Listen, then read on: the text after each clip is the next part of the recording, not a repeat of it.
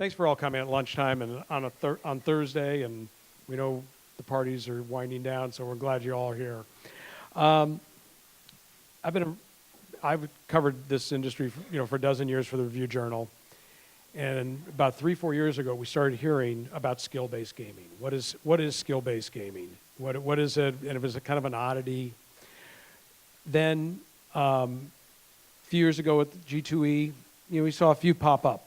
A couple companies came in, were Gambling, I remember, had these ideas of what skill-based gaming was.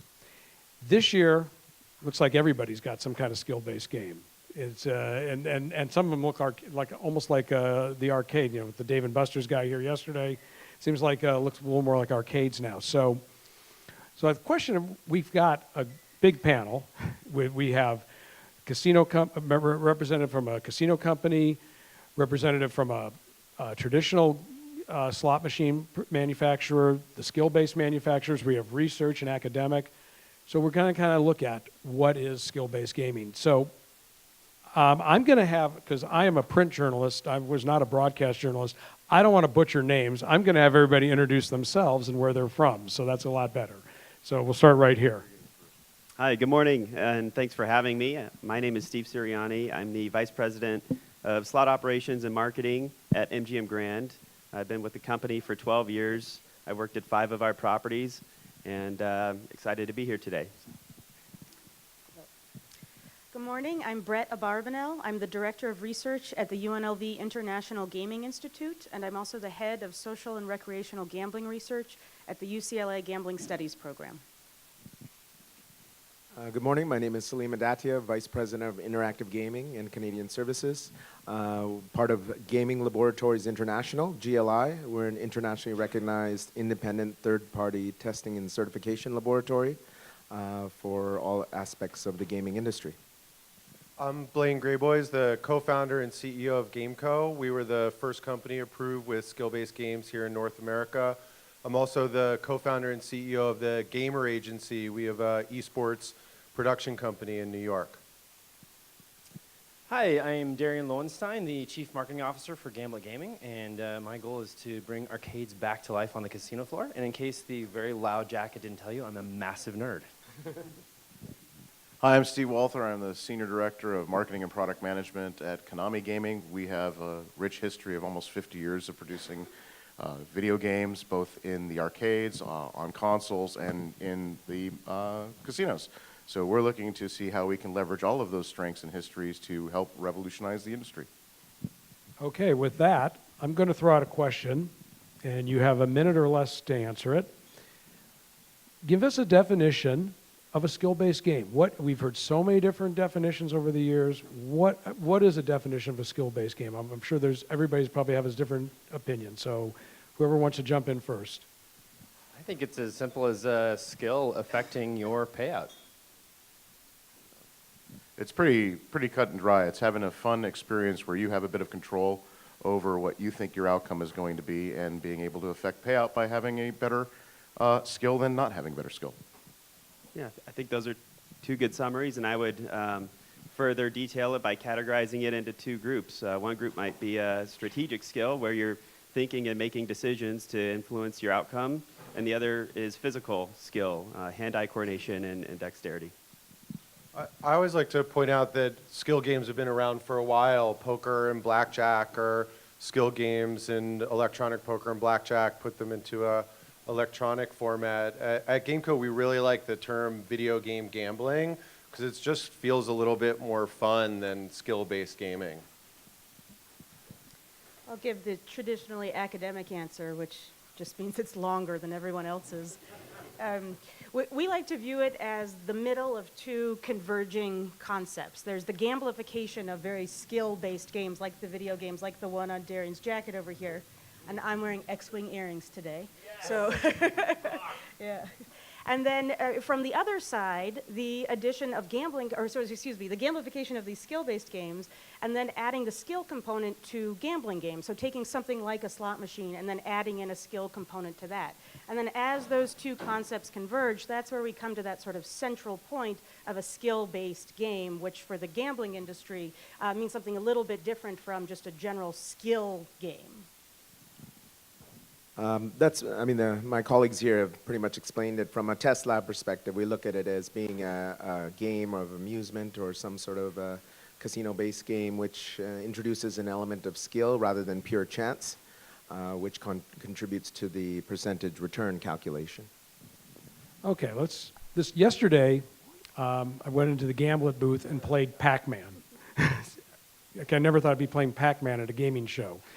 This morning, I went into the Gameco booth and played Steve Aoki. That's not me. Okay, I played Steve Aoki, and my daughter, who's in law school, is working here, asked me, "Do you know who Steve Aoki is?" You know, so I had that. So I did. I actually did. We've all. So let me ask Gamblet and Gameco, where are you guys at right now? Both, you know, as we're here in 2017, what you have on the floor. What do you see as the future of the next year for each company and with skill-based? We'll go from there. Sure. We launched our first games in November last year in Atlantic City. Today we have 60 games on the floor. We'll have about 250 by the end of the year. They're in jurisdictions like New Jersey, Connecticut, North Carolina, Chile, Caribbean, they're in Oklahoma, coming to California, Florida, cruise ships. As a new company, the biggest tracking element for us is licensing. We're a licensed and regulated manufacturer, so each new jurisdiction is a new license, and there's a process around that. We'll have 10 game titles by the end of the year, and another 20 next year, so about 30 game titles in the library by the end of 2018. Let me ask real quick, are you on floors permanently, or are they in test periods or in field trials? Well, there's hit on a few terms there. So nothing's permanent in the casino industry, as I'm sure we all know. Though I think it's really great that the operators are really looking at these games in a new way. So typically in the slot industry, games get on the floor through a 90-day free trial. At Gameco, we don't do free trials because this is a much longer term strategy. It takes a commitment from the operator with the right floor position, the right marketing strategy, attracting the right players.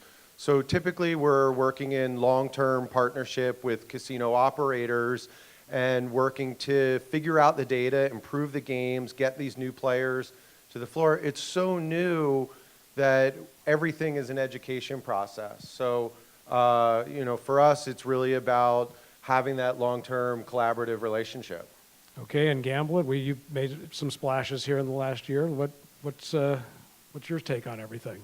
It's been an awesome year. You know, we went live in March with our Model G gaming table, which is multiplayer games, 2 to 4 player competitive right now, and it's been a blast. You know, here in Vegas, we're live at Caesar's Palace, MGM Grand, Venetian, Paris, Planet Hollywood, Link. So we're at a lot of the major places on the Strip, as well as we're in Oklahoma, Southern California, other places like Red Rock, cruise ships. So the rollout has been purposely very gradual because, being live at 18 locations now, we didn't want to immediately try to fulfill all the orders, which would put us at a couple hundred locations, when we're still figuring out the games, figuring out what people like, figuring out what people are confused by.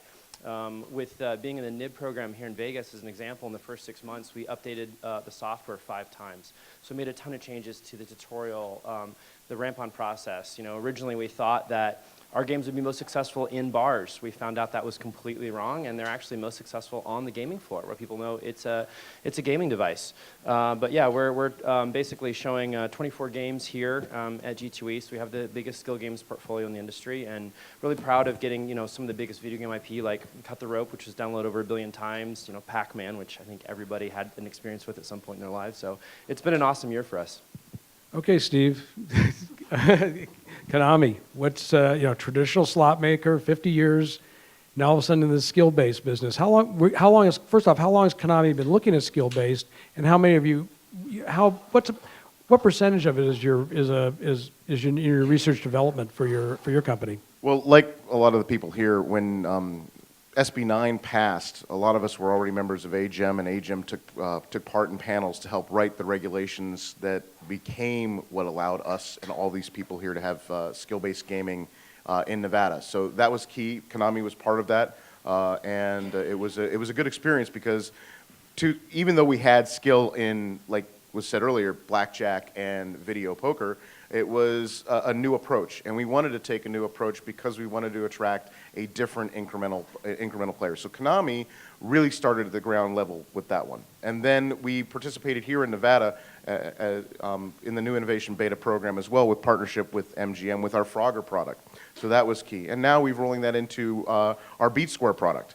And rather than this being a digital brochure or for all of our products, it's online. How do you create the experience that's going to attract people who want to do something different? And that's the approach we're taking. We have a huge business that goes off and does traditional slot machines that are on the floor. That's our bread and butter. But we also have our research and development going out and trying and doing new things and leveraging that library from Konami Digital Entertainment and Konami Amusement and bringing it to market. So it's a mix. We have to maintain our existing business, but at the same time, we know the future is in doing different and exciting things. And it's great if we're all doing different and exciting things, because in the end, it's going to make a better industry for all of us, not just one or the other.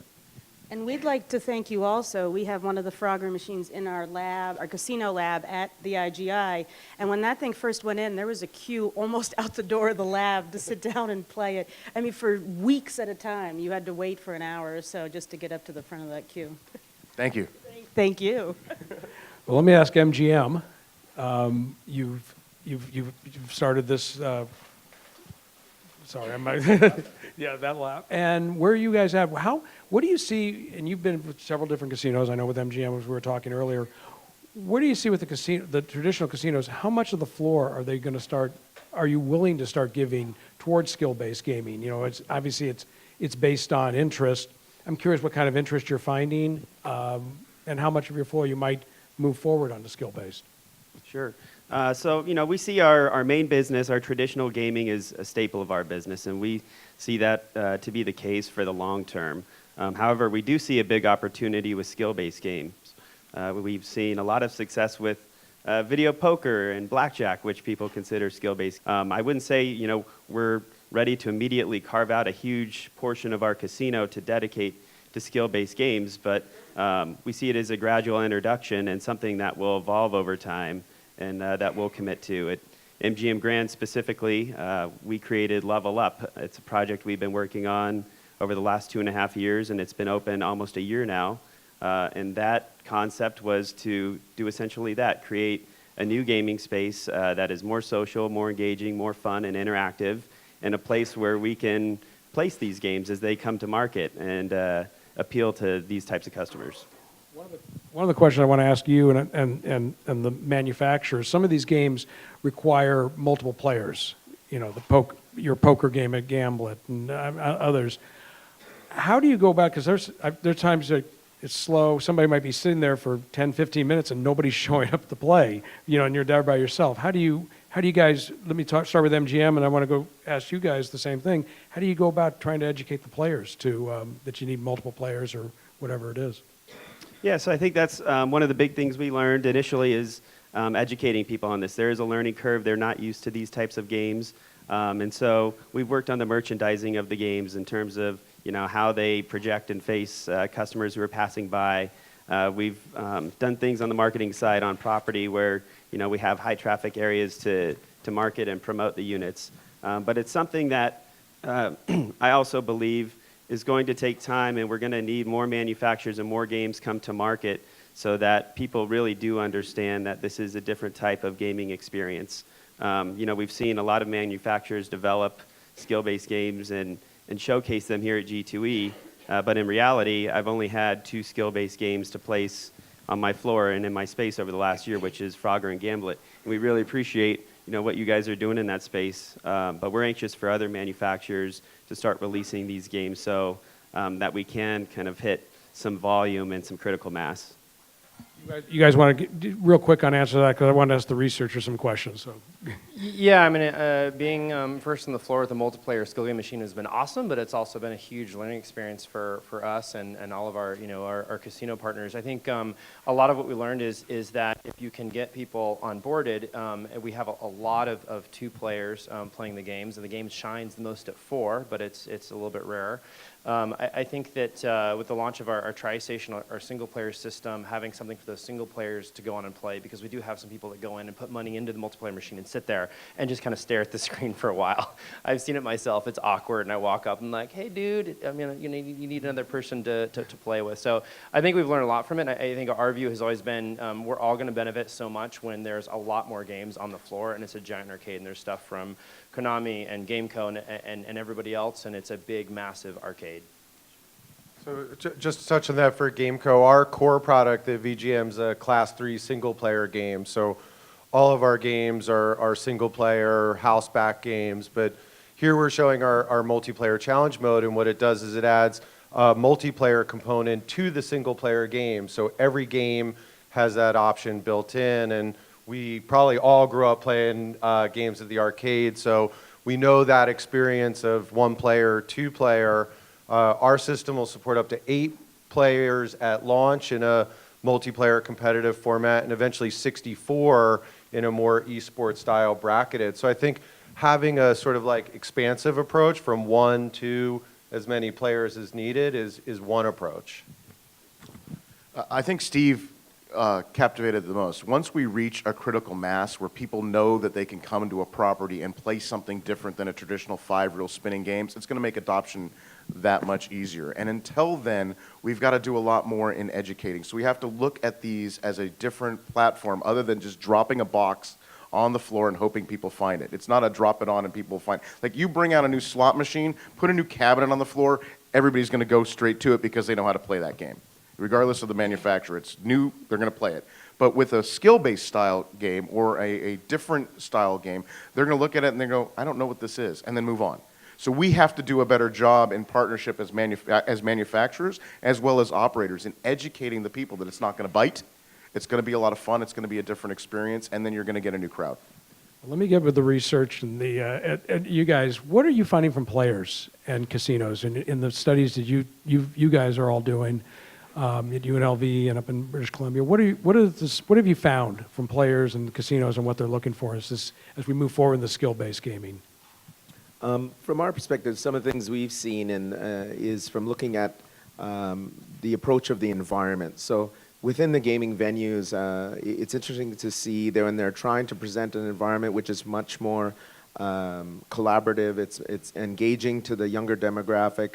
You might have something, for example, in some of the Canadian casinos, it's called the zone, and where you have rather than, like you were saying, dropping the machine right in the middle of a floor and hoping people can identify the transparent identifiers as that's a skill-based game.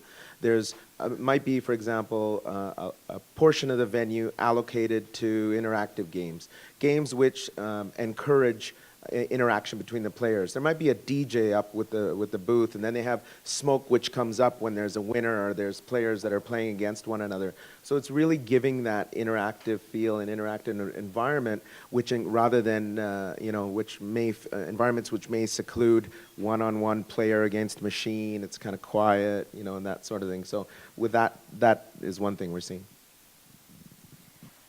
And then with respect to the games themselves, what we found is that the most successful skill-based games are those that respect the rules of the game on which they're based. So if it's a slot game that incorporates a skill component, it's still a game that mimics those same things about slot games that were so popular. So things like the speed of play, things like the rules have a similar setup, the pay table looks similar. And to use a phrase that my colleague Dan Saul, the Associate Director of our Center for Gaming Innovation, likes to use, a healthy respect for gaming math. And then the same thing goes from the other direction. If you're going to take something that's based in perhaps a video game, like a first-person shooter or Pac-Man or something similar like that the game itself, even when you incorporate the RNG function, the random number generator, or the chance component, that the game itself is familiar enough that, as several of my colleagues here have said, someone's not going to walk up and go, what? And then wander off down the way to another game.